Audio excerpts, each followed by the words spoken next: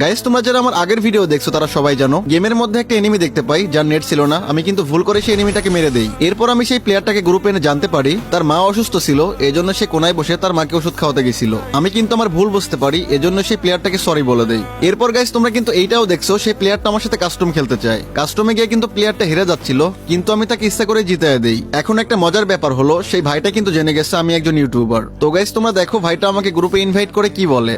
Hello Hasib ভাই, কথা শোনা যায়?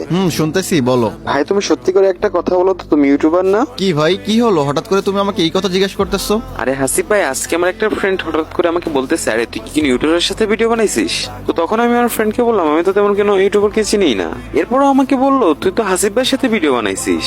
এরপর আমি যখন তোমার চ্যানেলের মধ্যে যাই, গিয়ে তো পুরো অবাক হয়ে গেছি, তুমি আমার সাথে দুইটা ভিডিও বানায় রাখছো। হাসিব ভাই, আমি তোমাকে এখন একটা কথা বলতে চাই। হ্যাঁ বলো, কি বলবা? ভাই তুমি এত বড় একজন ইউটিউবার, সামনে আমার সাথে ভিডিও বানাইলা, আমার না আছে ভালো আইডি, না আছে ভালো ডেস্কটপ। আর ভাই আমি কোনো বড় ইউটিউবারও না, কোনো স্ট্রিমারও না, তুমি ইচ্ছা করে আমার কাছে কাস্টমে হেরে গেলা। দেখো ভাই, ছোট বড় কোনো বিষয় না, তুমিও একজন মানুষ, আমিও একজন মানুষ। দেখো ভাই, আমি যে কাজটা করতে পারি সেটা কিন্তু তুমি করতে পারবে না, আবার তুমি যে কাজটা করতে পারো সেটা কিন্তু আমি করতে পারবো না। দেখো, তোমার যে কাজের দক্ষতা আছে সেটা কিন্তু আমার নাই, আবার আমার যে কাজের দক্ষতা আছে সেটা কিন্তু তোমার নাই। ভাই, দুনিয়ার মধ্যে কোনো ছোট বড় নাই। দেখো ভাই, তোমার চিন্তা ভাবনা পরিবর্তন করো, তুমিও একজন মানুষ, আমিও একজন মানুষ। দেখো ভাই, এইটা আর বইলো না আমি বড় ইউটিউবার তুমি কিছু না, এইটা আর বইলো না। হাসিব ভাই, মন থেকে একটা কথা বলি, ইউটিউবার তো অনেকেই আছে, বাট আপনার মতো আমি কাউকে দেখি নাই।